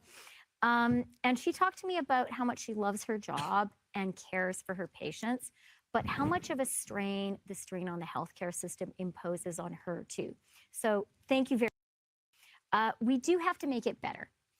We have to make it better by training more doctors, nurses, nurse practitioners here in Canada, by recognizing foreign credentials and by allowing credentials to be portable across the country, by inviting the great doctors and nurses, Canadian ones, in the US who want to come home, encouraging them to come home, making it possible. And finally, we need to be clear with Canadians who care about their healthcare system. You cannot trust Pierre Poilievre with our universal single-payer healthcare system. All he believes in is cuts, cuts, cuts. And that is one of the things that motivates me as a Liberal to defeat the Conservatives in the next election. We are going to go into an open debate section here on this. And Mr. Bayliss, yes, I will start with you on this one. Okay. I want to ask a follow-up question on it. Is it simply a question of money when it comes to healthcare and transfer payments, increasing that money? Because I know provinces would love to have more money for healthcare. Or does the structure of the healthcare system need to change? So a few years ago, the federal government announced something like $40 billion more in healthcare spending, and nobody went, great, finally it's solved. We all shook our heads and said, great, we're just shoveling more money into the fire, because we do need to change the paradigm. Now, the wonderful thing I can tell you is that I have seen the technologies that can do that develop right here in Canada. I'm working with one company I'm supporting, and that they've developed is amazing in terms of electronic medical records, using artificial intelligence to wrap around and read all your records anywhere they are and produce reports accordingly. I've seen other AI developments in Canada again, where they allow doctors to spend a lot less time note-taking. In fact, no time note-taking, and everything collaged put together for them, and doctors can be doctors. So we have the technology here. We have the ability to go forward here. This is what I'm going to bring to the healthcare system. And when I'm done, we are going to have the best healthcare system in the world. Believe it. Ms. Gould, you're next on this one. Thank you, Hannah. Look, universal health care and timely access to our health system is something that every Canadian deserves and should have. And it was a Liberal government that put universal health care in place. We can be very, very proud of that legacy. However, when it comes to the actual system, it is the provinces and the territories that manage and deliver care. The federal government provides transfers, but what we don't do enough of, and while I support the increase in transfers that we didn't have enough accountability for where that money was going. It can go into the general revenues of provinces and territories, and we have no way of knowing how that money is spent. And again, it's not to be accountable to the federal government, it's to be accountable to citizens. Citizens deserve to know how that money is being spent and what the outcomes they can expect are. One of the things that I did with the childcare agreements is that all of that money was contingent on specific objectives and outcomes for provinces and territories. That's what we need in healthcare. Canadians deserve timely access to a doctor. They deserve to have a family doctor or a primary care physician. And they deserve to know that when they get sick, when they need the healthcare system, it's there for them. Because our healthcare workers are working around the clock. They are doing everything they can to provide patients the care that they need, but the system itself needs to be modernized. The federal government can convene the provinces and territories. We can work with them to develop those objectives and those outcomes. But at the end of the day, it is the provinces and territories that are responsible for the delivery of healthcare, and they must be accountable to their citizens for how they are doing that. Mr. Carney, you're up next, please. So look at the service that we've received from our healthcare professionals over the course of the last 5 years. The enormous strains of working under the pandemic, then the enormous strains that come after that on these professionals who are there at the front lines for us day in, day out, through the night, of a system that is short on resources, a system that has chronic care challenges as we age. We have a responsibility as the federal government to be part of the solution here. And we have an opportunity to make a systemic change because of technology. And if we have an openness, the provinces have an openness to use that in a way that empowers nurse practitioners, pharmacists, doctors, to provide a broader range of services to more people, more effectively. Last point, the federal government can help with that transition, can help with the leverage, and can help drive that change. Ms. Freeland. Well, Hannah, you asked, does money matter? And I do think it's really important for Liberals in particular to be clear, money does matter and money helps. And so I was really glad to be finance minister when we stepped up federal government support for the healthcare system, $200 billion. We saw that the healthcare system was under unbearable strain after COVID and that Canadians were suffering, and we stepped up and we made that commitment. I think we also have some real opportunities.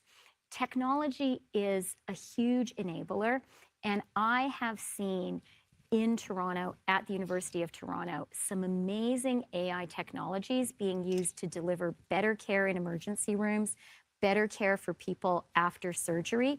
And not only is the care better, it costs less money and takes less time of trained healthcare professionals. So there are real opportunities. But I just want to conclude by saying something about the provinces. I think that transparency, is the winning ticket here. And having real transparency on healthcare outcomes across the country would help all Canadians, and it would help Canadians to see what's working and what isn't. But I do want to say to the premiers of the provinces and territories, I respect your work running the healthcare systems. It's really, really hard. And as Prime Minister, I would work really collaboratively with you and would recognize you want a healthcare system that works too, and you are the ones who are running it. We are going to give 15 seconds to Ms. Gould and 15 seconds to Mr. Bayless before moving into the next theme. Great, thank you. So first of all, my job as Prime Minister is to stand up for Canadians, whether that is to the opposition or whether that is to premiers. Of course, I would work collaboratively, but you have a responsibility to your citizens to deliver healthcare effectively. But one thing that I think all of us agree on this stage is protecting our public healthcare system. Pierre Poilievre is in the pockets of people who want to privatize our healthcare system for profit. That is not something that I think any Liberal stands for. We will protect our universal healthcare system for Canadians. Frank Bayless. So in the 1960s, when the system was designed, if you were unlucky enough to have diabetes, heart disease, cancer, you passed away much earlier. Today, we have extended your life expectancy. Now with that, that's the paradigm change that we need. Our system wasn't designed to look after those people, so we need to readapt it, redesign it to look after those people. That's how we'll have better healthcare, and it'll actually cost less. Okay, I want to thank you for that third theme. We're going to move into our final theme of this evening. It has been whipping by, I must say. And this is, again, a 1-minute question for everyone. And it is, again, a question from one Liberal from Alberta. Her name's Rhonda. She says, are you keeping, and we did hear this in the French debate last night, but not in the English so far, are you keeping or getting rid of the consumer tax? But to that, most of you here have supported this marquee government policy for years. If you agree with ending it, why do you agree with ending it now? So I am going to start with Mr. Carney on this one. Thank you, Hannah. Thank you, Rhonda, for this question, fellow Albertan. Yes, I support ending the consumer carbon tax, and to be absolutely clear, that's on consumers, it'd be on small businesses, it'd be on farms as well. The reason I do is twofold. One, politics is about people, and this has become too divisive for Canadians. Okay. Secondly, the contribution of the consumer carbon tax is a little less than 10% of our emissions reductions.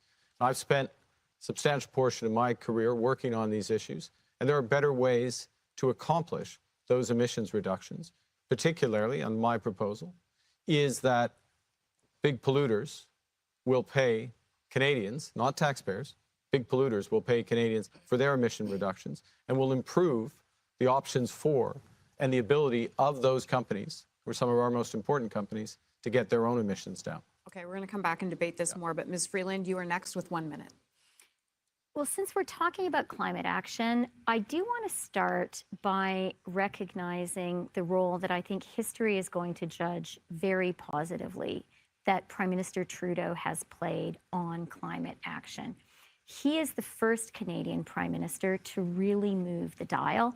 And under his leadership, we have become a country where the economy is growing while emissions are going down. That is a huge accomplishment for our children and grandchildren. On the consumer price on pollution, I was the first candidate to come out and say I would lift that. And the reason is really simple. Democracy is about listening to people. And Canadians were very clear with us in conversations with me that they didn't think that policy worked for them. What we need is carrots. We need incentives to double down on the incentives I put in place, the Canada Growth Fund, the investment tax credits, to create a green transition that delivers jobs and growth for the Canadian economy. I know that we can do that, and I know that that's what Canadians need. And if we let Pierre Poilievre be elected, that will be the end of climate action in Canada. Okay, we're on the 1 minute segment, and Mr. Bayless, you're up next. Thank you. So I will implement a climate policy that will have a direct and tangible impact on fighting climate change. And it's going to be recognized, as we've all heard before, polluter pays model. And everyone is going to do their share, industries and individuals. Look, There's a cost to having our garbage collected. There's a cost to having water treatment plants. And we're happy to pay those costs because we have clean earth and we have clean water. And there will be a cost to having clean air. Anyone who tells you there's no cost to it is not being honest with you. So to answer your question about this carbon tax, presently it's not working because what it's doing is just circulating money around. So I'm going to adapt it. And what we're going to do is attack the problem directly. So I'm going to invest funds into programs and Canadian companies that are bringing forth solutions to fight climate change directly. And Karina Gould, you have said that you are not going to scrap the consumer carbon tax, that you will stop the increase in April. Maybe discuss that a bit. Sure. Well, politics is also about leadership and it's also about conviction. And I'm not going to abandon the fight against climate change because Pierre Poilievre is telling us to do that. I'm a mom of 2 young kids. I cannot leave a planet that is burning to them. I got into politics in 2015 because I wanted to be part of a government that fought climate change. And we did that. And we did that to great effect. And I am proud of that record. But I hear Canadians when they say that this policy is something that is challenging for them. And you know what? We didn't do a good job of talking about it. And when they are talking about the carbon tax, what are they talking about? They're talking about affordability. That's why we need a real affordability plan. It's not that they're against fighting climate change or they're against protecting the environment, but that also means that if you don't have the price on pollution, you don't have the rebate checks that millions of Canadians depend on every single year. If you have a plan to fight climate change, you also need to have a plan to fight affordability. Yeah, we are, okay, Yeah, let's just get right into yeah. the debate because, Mr. Carney, go. I want to pick up on that point, last point, and really go to Pierre Poilievre, the difference between Pierre Poilievre's approach here. Axe the tax, he's got the T-shirt, he's got the slogan, that's all he do. He doesn't care about the rebate checks disappearing. He doesn't care about our businesses becoming more competitive. We started this evening talking about the absolute need for our country to diversify our trade, to build with new allies. Climate change, addressing climate change, and I've spent a huge part of my career addressing it, both in terms of policy and leading the largest clean energy investor in the world, okay? But a big part of climate change is about the economic opportunity. We will not have access to the European market unless we make the progress here. So we have to do 2 things. We have to supercharge some of the programs that have been put in place so businesses are getting their emissions down. We are a clean energy superpower, and we have to make all of those households whole on the rebate checks that they will no longer receive. That requires a middle-class tax cut. It requires additional measures, including, final point, polluters paying those households so their energy is more affordable and cleaner. We have 2 minutes and 30 seconds on the clock, and we're going to have to stick to this. So I want to get through all of you. Ms. Freeland first. Rhonda, you asked something very specific. What was the moment when I recognized that we needed a different approach? And I can tell you very specifically what that moment was. It was a meeting I had with Wab Kinew, the Premier of Manitoba, really shortly after he was elected. And he is a great progressive leader in, I would say, the tradition of prairie progressives. He says the economic horse has to pull the social cart. I love that. And he said to me, I believe in climate action, but I've just been through an election and the people of Manitoba are telling me that the way the consumer price on pollution works doesn't work for them. Can I do a deal with the federal government where we hit our targets, but we do it in a different way? And that, to me, is leadership. Leadership is listening to people. It is not being inflexible and not telling people what their lives are like, but hearing them.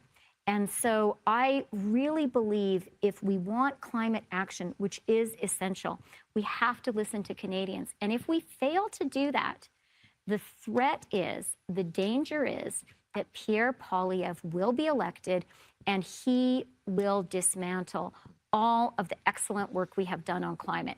We have to recognize that. We have to show Canadians we hear them and that we're listening to what they tell us rather than telling them what they should be thinking. Okay, I'm going to jump in there because we do have to stick to time now.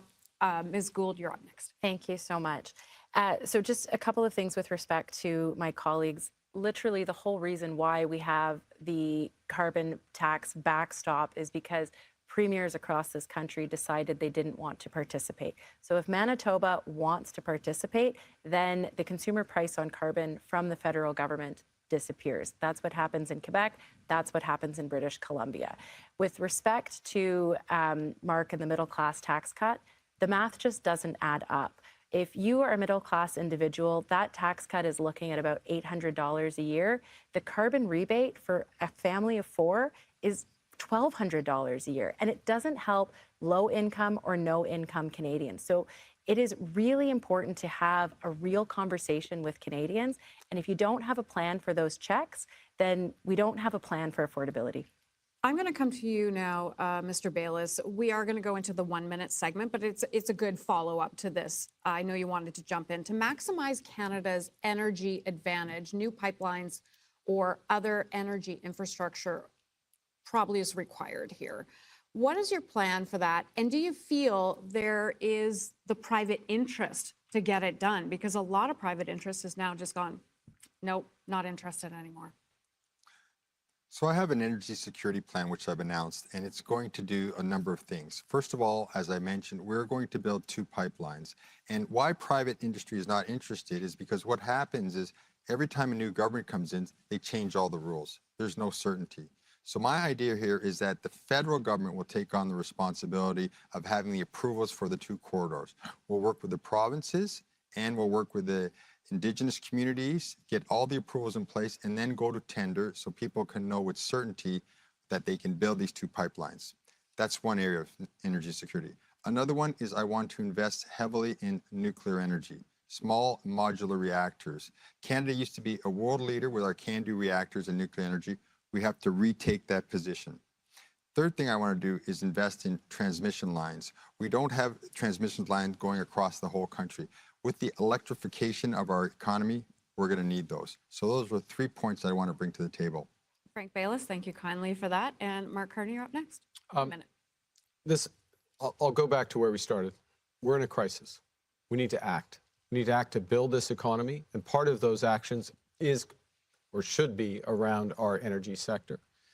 I would convene, as part of First Minister's, discussion of the projects of national interest, which would include both clean and conventional energy, would include pipelines, getting consensus around those projects that we're going to move forward on. Because we are a federation, we need multiple levels of government, but we need speed. And we need the federal government to move with speed. We also need to do, and we can do, and can lead in areas such as carbon capture and storage. We can lead in displacing the 70% of oil in Eastern Canada that comes from the United States that is using the money to threaten us. So this is part of a bigger set of opportunities for Canada. I'd help to lead those changes, and we'd do it right from the start. Ms. Freeland, your 1 minute starts. I do want to go back to the critical moment our country is facing, to the existential threat that President Trump poses to our economy, to our sovereignty. And Canadians get that. One of the reasons I am so confident that we can get through this and that we can get a good deal, that actually we can successfully negotiate with President Trump, is because we are an energy superpower. Uranium, hydro, wind, traditional energy. This is a strength, and we need to double down on it. I am very proud to be the minister that got access for our energy to the Pacific. That diversification is so valuable today. It gives us an alternative to the United States. We need that more than ever.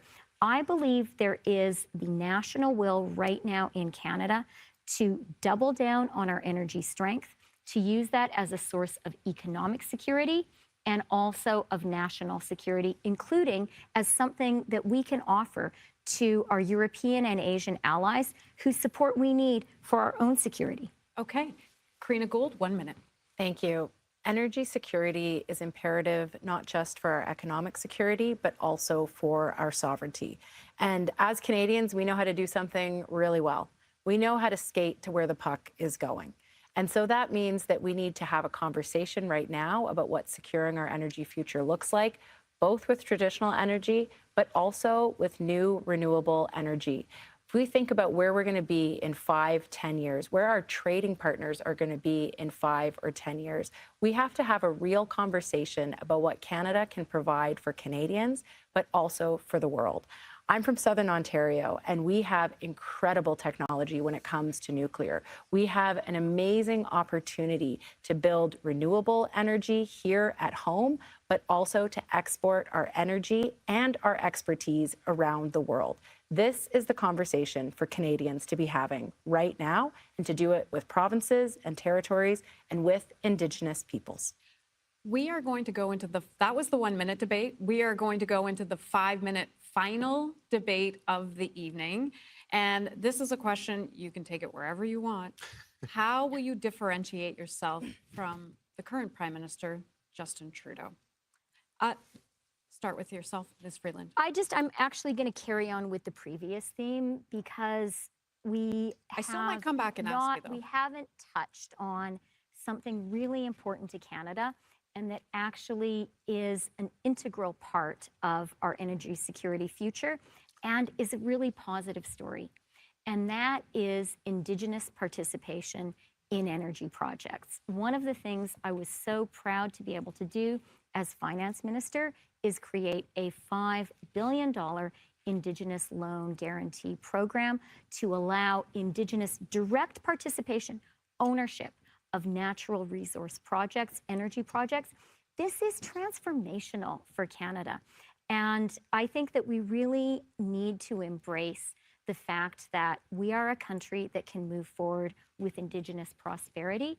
And we are a country whose path to reconciliation can include Indigenous people in Canada being partners in building the energy security we need today more than ever. Okay, thanks. And I will come back with that other question. So I'm going to go back to my original question in this debate. How will you differentiate yourself from Prime Minister Trudeau? Sure. Let me just first start by saying that I think it's wonderful what you raised, Christia. It's just that Indigenous reconciliation is about more than a relationship with natural resources. And this is something that I think we can be extraordinarily proud of, the legacy that Prime Minister Trudeau has put in place when it comes to reconciliation. And we need to be very mindful that a Pierre Poilievre-led Conservative government will back away and backtrack on this really important relationship that Canada has with Indigenous peoples. And I also just want to say that I'm actually really proud of a lot of the work that we did as a government, whether it was the Canada Child Benefit that has lifted over 500,000 kids out of poverty, the early learning and childcare agreements, or the work that we did on fighting climate change. I'm proud of that legacy and that record, and I think all Liberals can be proud of that. Where I see a big difference is in making sure that we stay and I stay connected to the grassroots. And this is something that as Liberals, I want to talk to you specifically about. We need to hear your voices. We need to hear your ideas, because it is always the Liberal membership, the Liberal grassroots that provides the next big idea for Canada and for Canadians. And so my pledge to you is to ensure that we have a robust and vibrant party that is connected in our communities, listening to Canadians and making sure that we can build that future that we want and lead Canada ambitiously into the 21st century. So that's how you'll differentiate yourself from Mr. Trudeau? I'm very proud of the record that we have. We've made some mistakes, absolutely. Nobody is perfect, but we've done a lot of good things for this country, and I think we need to build on that success. I can pinpoint the moment following the pandemic when inflation was getting out of control, and Canadians were saying to all of us collectively as a government, they were saying, we need help with the cost of living, and we were too late to the game to address those real needs. My pledge to you is to listen to you and to respond to what your needs are today and for the future. Thank you, Ms. Gould. Mr. Bayless, you're up next. How will you differentiate yourself from Mr. Trudeau? So I would say that I'm the candidate here that is the most distant from Mr. Trudeau. I was elected, it was over 6 years ago since I've been in the government. And then I was not a minister. So I've not been a minister with Mr. Trudeau's government, nor have I been an economic advisor. Where I will differentiate myself greatly is that I'll be focused much more on the economy. I'll be focused on creating wealth. I'll be focused on getting more money into Canadians' pockets. That's what I'm good at. I'm also going to look at building an innovation-based economy. So I really want to do that. That's going to be my main focus. You need both when you're in government. You need wealth creation and you need wealth redistribution. We've done a lot of wealth redistribution to the point that we're renouncing programs we can't even pay for. And we're letting programs such as healthcare fall apart.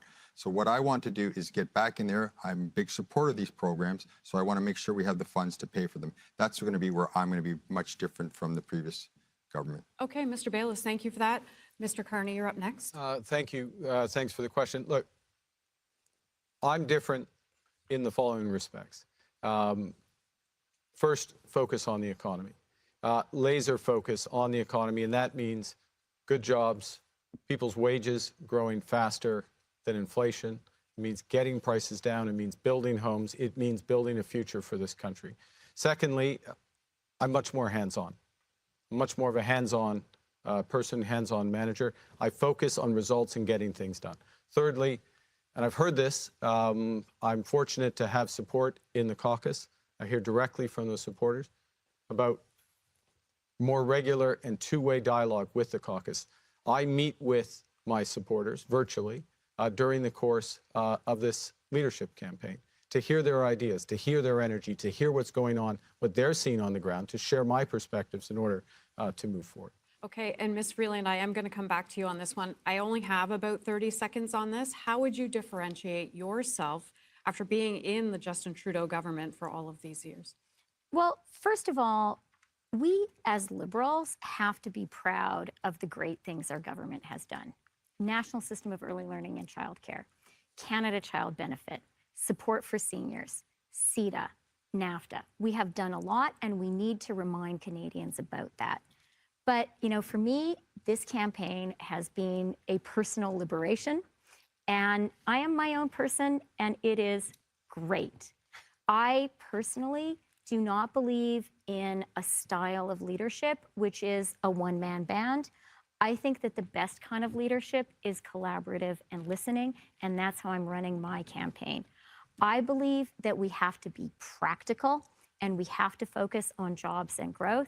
Okay. But most importantly, I am a ferocious mother, and I will fight for Canada with the same ferocity that I fight for my kids. I will fight for your kids too.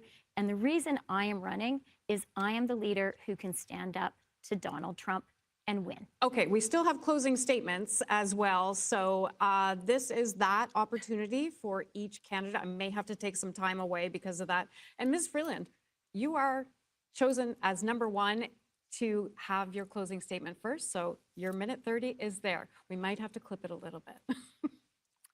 Well, first of all, I do hope Donald Trump, who takes a keen interest in Canada, is watching this debate, because what he will hear from all the Liberals is, we believe in Canada, we are not going to capitulate, and we are going to fight for our country.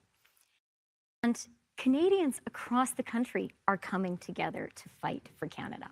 Hockey fans are belting out "O Canada." Restaurants pulling U.S. wine from their menus. Snowbirds not flying south this winter. Our country is standing strong, smart, and united. I am so grateful to be here with 3 other Liberals who love Canada, and to have the chance to talk to 400,000 Liberals who love Canada too. Now, Pierre Poilievre, he actually agrees with Trump. They both say that Canada is broken. We know that's not true. We are leading a great wave of Canadian patriotism. Let's use that passion to make our amazing country even better. I know we can do it. Let's commit tonight to fight for Canada. All four of us on this stage, all of us Liberals, all of us Canadians. Together, we will win. Chrystia Freeland, thank you so much for your closing statements. Now, Karina Gould, your time. This is a critical time for our party and for our country, and we have to meet this moment. We will only win the next election by being Liberals, proudly, not Conservative light. Not by running from the progress we've made, not by putting forward ideas that just tinker around the edges. We deserve a leader who is honest with Canadians, who can unite us around big ideas, and who has the political experience to deliver real solutions to the problems we face. A leader with a track record of standing up to bullies, a leader who won't back down. I've always been someone who will stand by what I believe in, say what I mean, and fight for what is right. I've made the hard decisions and stood up for Canadians. I believe Canada is the best place in the world to start a family, grow a business, and build a future. Because we are a nation of dreamers and doers, creators and innovators. Because Canada is where opportunity, empathy, and progress walk hand in hand. I have a vision for Canada, one that will allow us to deal with the problems we face today and be ready for those we'll face tomorrow. It's time for a new generation of leadership that understands you and is focused on you. I'm here for Canada, today, tomorrow, and for years to come. I'm the leader for the future, and the future starts now. Thank you. Karina Gould, thank you so much. Frank Baylis, you're up next. Thank you. So Canada is a country of wide open spaces and big ideas. And with my plan, we will build a strong and resilient economy that will benefit all Canadians. We will improve our healthcare system, and it will become the best healthcare system in the world. We will modernize our federal government so they can deliver its services to our citizens in a very effective and efficient manner. And yes, we will repel and we will overcome the attacks of President Trump. Now, in the last 10 years, the world has changed profoundly. And now, as a country, we need to go in a new direction. As you look to choose your next leader, I would ask you to reflect on these 3 points. I have the best, most credible plan to build a strong, resilient economy. I'm best suited to defeat Pierre Poilievre and expose him for exactly what he is. He's a career politician who likes to make up slogans and nothing else. And I have the background, the experience, and the expertise to firmly stand up to President Trump. I will successfully defend our nation. I will defend it against his attacks on our economy, on our culture, and yes, our sovereignty. My fellow citizens, I represent that new direction. So let's be bold. Let's be ambitious. Together we will build a proud and prosperous Canada. My name is Frank Baylis, and to make this happen, I need your support. Mr. Baylis, thank you so much for your closing statement. And finally, we go to Mark Carney. Thank you, Hannah. Fellow Liberals, my fellow Canadians, from coast to coast to coast, you've told me that you're anxious in the face of an uncertain future. You've told me that you're looking for positive change, that you want a leader that bridges divides. You want a plan that defends our interests and creates opportunities for everyone. Every experience in my life, whether by accident or design, has led me to this moment. I'm ready. It's true, I'm not a career politician. I am a pragmatist who knows how to get things done. I've managed economic crises, built strong economies, and run tough negotiations. And this gives me the experience to lead Canada at this crucial time. We're facing a very different world to the one we've known all our lives.